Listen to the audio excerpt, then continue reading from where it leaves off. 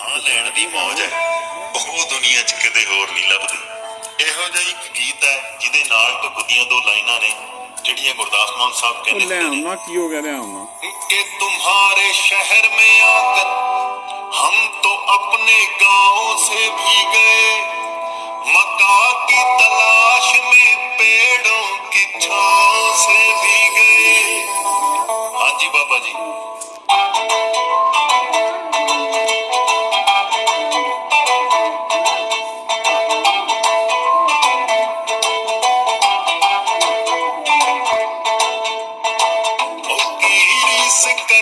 ਸਾਡੇ ਪਿੰਡ ਦੀ ਕਨੇਡਾ ਜਿੱਥੇ ਵੱਖਰੀਆਂ ਮੌਜਾਂ ਤੇ ਵੱਖਰੀਆਂ ਖੇਡਾਂ, ਕਈ ਥਾਂ ਵੇਖਿਆ ਹੈ ਕਈ ਥਾਂ ਵੇਖਿਆ ਬੜਾ ਦਿਲ ਲਾ ਕੇ,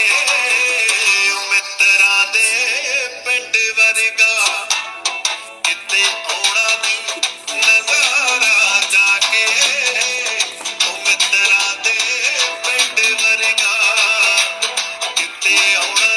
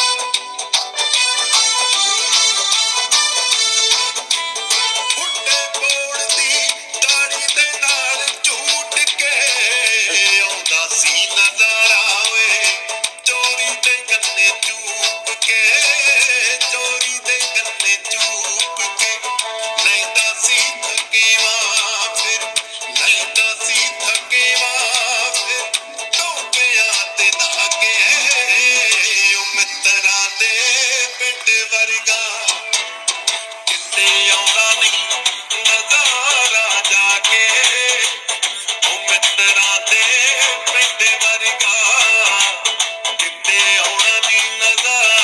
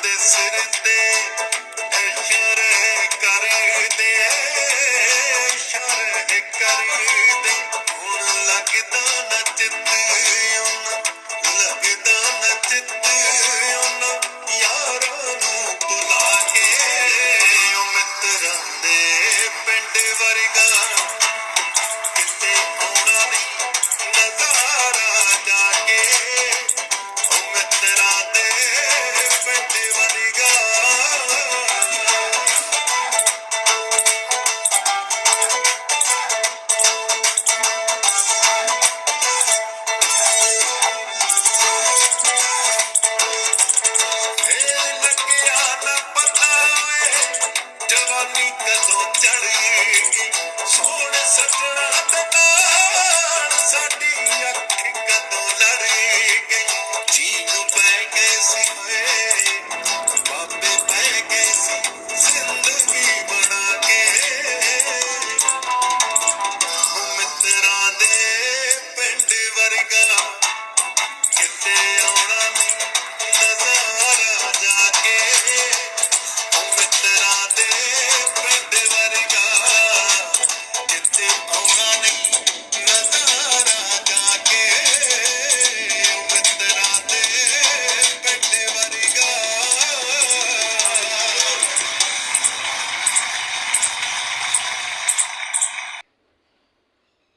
ਹੋ ਗਈ ਜੋ ਨਹੀਂ ਸੀ ਸੋਚੀ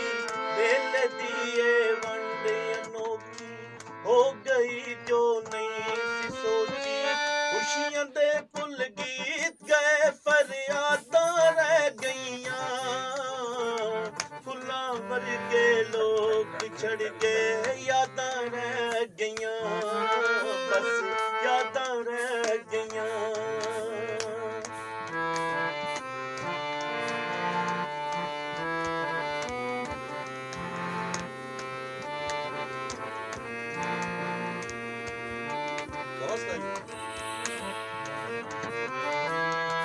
ਨਾ ਹੀ ਚਿੱਠੀਆਂ ਪਿਆਰ ਵਾਲੀਆਂ ਨਾ ਹੀ ਉਸ ਨੇੜੇ ਰੇ